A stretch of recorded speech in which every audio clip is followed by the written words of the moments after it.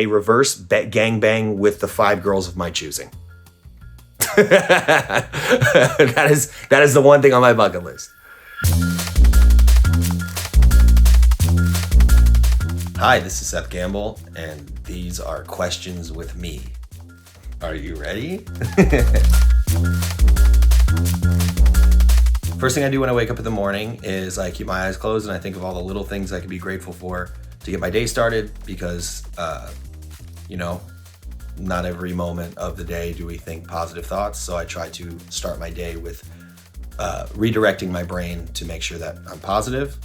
And then I wake up and I take a shower. I do, normal clean yourself things in the morning. And then I make myself pretty much the exact same breakfast every single morning, which is 6 eggs, 6 pieces of bacon, and a bulletproof coffee. And I also feed and walk my animals, which I have 2 dogs, Benny and Frankie. And then that's what my morning looks like. I have to, for my perfect day, I'd have to give you 2 different things. I have to give you a day where I don't work and a day that I do work. Perfect day for me on a day that I do work is all those same morning routines.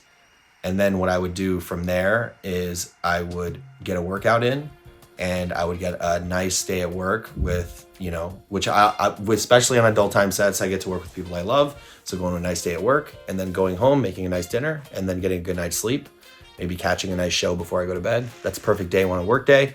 On an off day is to make sure I do all those routine, get a nice workout in, sometimes adding cryotherapy in there. It's a nice way to recover my body, from rigorous type of work, and just doing things that really relax my mind, keep me at peace, to just have a nice stress-free day. So those are my versions of perfect days. My zodiac sign is an Aquarius. I'm sure there's I don't know exactly what they are. There's a rising and a moon. I think mine are Aquarius, Virgo, and Scorpio. So I think it's Scorpio rising, Virgo moon. Those might two be mixed up, but from what I was told when I've looked into those type of things, that's what I was told. So. I grew up in South Florida. I was born in Hollywood, Florida, and then I lived a little bit in North Miami Beach, and I lived a little bit in Fort Lauderdale, Florida. Then I moved a little north. Then I lived in New York for a little bit, and then I moved to Miami when I got in the industry, and then from there I moved to LA, and I've been here ever since. I wouldn't trade lives with anybody. This is the life I have, and I intend to continue to try to make the best of it. Oh my God, who would play me in a movie about my life? I don't know, we'd have to do a casting audition.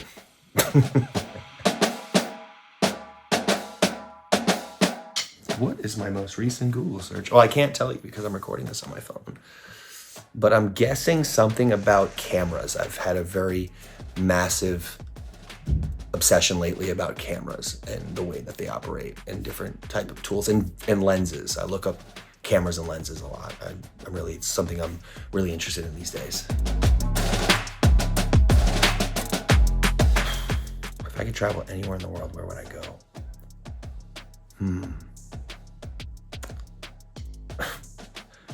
I probably shouldn't give you one place because it's hard, but I would say, depending in the mood, I'm either going to New York City or Bora Bora, depending on what I need. So, in that moment in time. What can I live without? Water and air.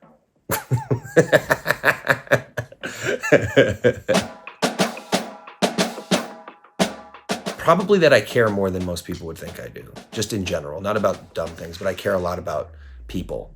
I really care about, I think the thing I care most about is how I leave people.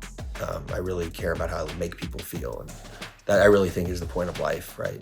You walk away thinking about how you make people feel. That's really what your legacy is, right? So that's pretty much my main prerogative in life. So that's something I like people to know.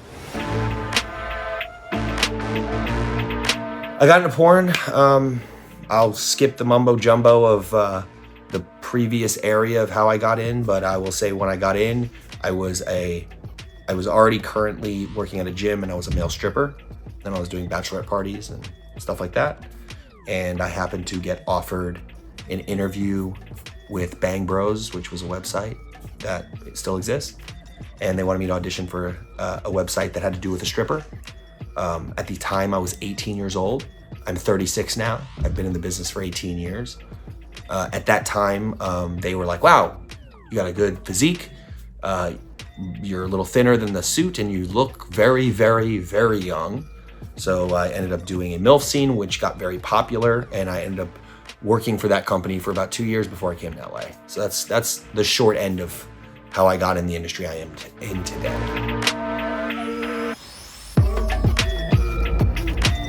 Wow, there's been so many changes that I've noticed in the business because, 18 years, there's a lot of adjustments. I feel like every 3 to 5 years, things really tend to shift.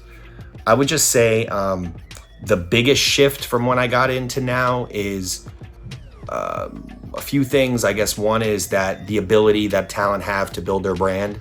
I think at the time when I first got in the industry, throughout most of the time in the industry, you were brand dependent on who you shot with, who you shot for, and getting yourself on those type of sets that are doing those type of projects. I think that still exists to this day, but I feel like when it comes to building your brand for value, for people to want to work with you from a value perspective, you have more opportunity to build that without companies so much as being the catalyst of that. So I think you now have your own platforms of social media. Social media wasn't that big when I got in the industry. I think there was I think MySpace was still kind of a new thing at the time. So the most you would do is work with a girl and have a top 8 with them. It's like really wasn't that much of a thing. I also think that the idea of performer safety has become a lot more prevalent than it ever was before. It wasn't that it wasn't there before. I think it just has become more of a priority. So I think those two things are big major shifts in the business. I also think the age range of performers have decreased. I feel like there's a lot more younger performers. When I got in, I was like one of the few younger people. There was always some younger female talent, but it wasn't like a large pool of it. And I think also the industry has gotten a lot larger. It was more of a smaller pool of people, a little more tight-knit. I won't pick one. I like to do them all equally as much. And sometimes I even love doing them all together because it definitely is nice to do something that comes out of my own brain. But I love to do them all. I've been asked that question before and I can't make a decision. I love being capable of able to do them all. I could probably let this question ride for a while. I basically had always felt that I was in a very fortunate position that I've always shown up to give my 110%, and I've had the fortune of working with some of the greatest, or if not the greatest directors in the business. And I always tried to listen and sponge in, and it just, I felt that when I finally got the opportunity, it was so awesome at first. What the reason was at first was because I wanted to be creative in a way that that my brain perspective was that I felt adult films could be produced. And then the purpose ended up being that I wanted to be able to give talent the opportunity, because I am fortunate enough to be able to write and direct most of my own projects, was give them opportunities that maybe I felt I didn't get earlier in my career, or I felt that a lot of people don't get, or I really wanted to be able to give them an experience of the most obvious thing of like giving them a safe set where they feel like really comfortable because they're getting to work with talent who understands talent. But I think one of my main things too is being able to like cultivate projects that they're super excited to be a part of, and just seeing them thrive to the challenge of whatever that is. And that has become probably the biggest high of being able to direct. And that's pretty much been my purpose, is just like, I really love working with, a female performer and being able to put something together and then be like, oh my God, I really want to do this. This is so cool. And then we get to pull that together, and then they give me their perspective and my perspective. And it's just being able to take what I've learned and the time that I've put into the business and really just implement that in the positive ways towards talent and give them that type of experience. And that has been just the most gratifying thing about making films for me. Are there any directors that inspire me, mainstream or adult? I mean, so many. if I go mainstream, one of the earlier movie makers that I really dug was Sergio Leone. He made some movies like The Good, Bad, and the Ugly. He made my all-time favorite movie, which is actually Once Upon a Time in America. I love that movie from a cinematography perspective and a story perspective. Adult, I mean, there's been numerous people. Brie Mills, Axel Braun, Andrew Blake was someone I really loved his films. Someone I've always looked up to in the business, and I think I'd only met him once, but he's definitely been like someone that I always looked at because he was someone that came from a similar parallel trajectory as me, from being a performer, you know, succeeding in that area and then becoming a great director, and someone who really, I felt, you know, made his mark in the industry. His name was John Leslie. He was someone that I really, really looked up to in the business, looked at from that perspective. Michael Nin was someone I got to work with that I found to be really, really fun to work with. Honestly, Mike Quasar, I love working with Mike Quasar. I love Jackie St. James. She's been a really big influence to me. James Avalon was a huge influence to me. He actually really was helpful during the beginning of my directing career. He was shooting camera for me at the time, but he's just such an artist and such an amazing director that I've gotten to spend time and worked with over the years. Yeah, at the top of my head, that's it. But there's definitely a lot more. Like, hold on, Caden Cross. I love doing films with her. I find her very inspiring as well. But yeah, that pretty much sums it up from people that I'm looking at. There's a lot of my contemporaries that I think are doing incredible things. Just to clarify, these are people that I've worked for as I grew in the industry. So these are definitely people I'm really grateful that I had the opportunity to be on set with, and perform for and act for.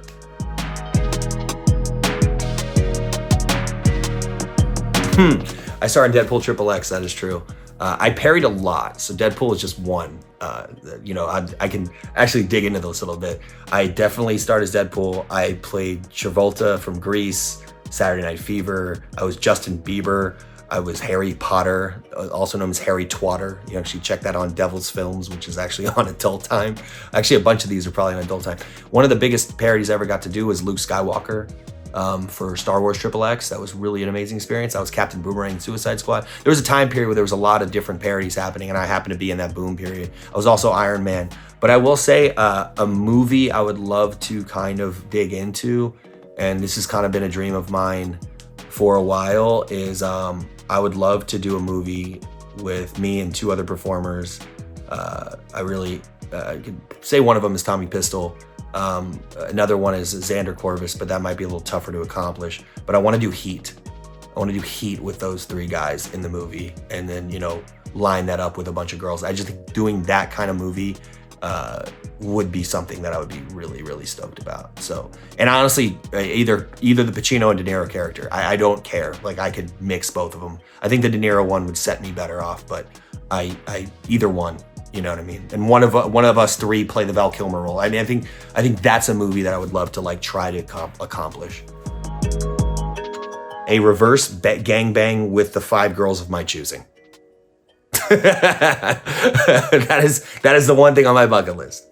It doesn't have to be necessarily 5. It could be more than that. But I'm just saying, like, me being gangbanged by a bunch of girls would be definitely on the bucket list. That hasn't transpired to a level. I've done 3 or 4, I've been in an orgy or whatever, but just me and a bunch of girls, especially ones that I know we generally all have this like symbiotic chemistry, I think would be just an insane scene.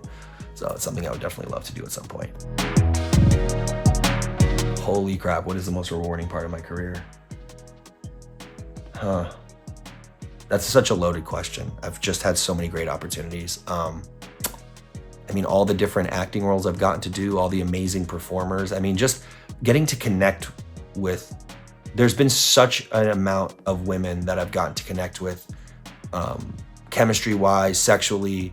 That's one area of it. Just the chemistry connection that I've been able to establish from a personal level, not meaning like that way, just being able to hone in on that and create such an authentic performance. That is one aspect of what has been fulfilling to me. Being able to direct films that I'm passionate about has been something else. Getting recognized for the work I've done in my career has definitely been really really great. I mean, you know, I can't be thankful enough that I've been able to do that.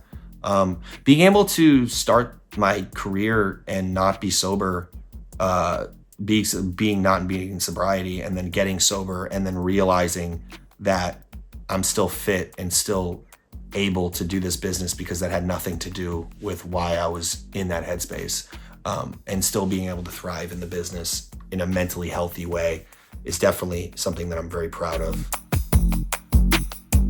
Basically, I wanted to create a studio that had different genres that I was just passionate about, and I wanted to mix and match them and create a world that was similar to just my own cinematic vision of how I see adult content. And it just really brings the viewer into the female performer. I think the biggest thing about LucidFlix is definitely I truly add as much as I can to showcasing the female in these scenes. That's just what I learned growing in the business. There's a few genres on there that I kind of created. There's a voyeuristic POV type of line.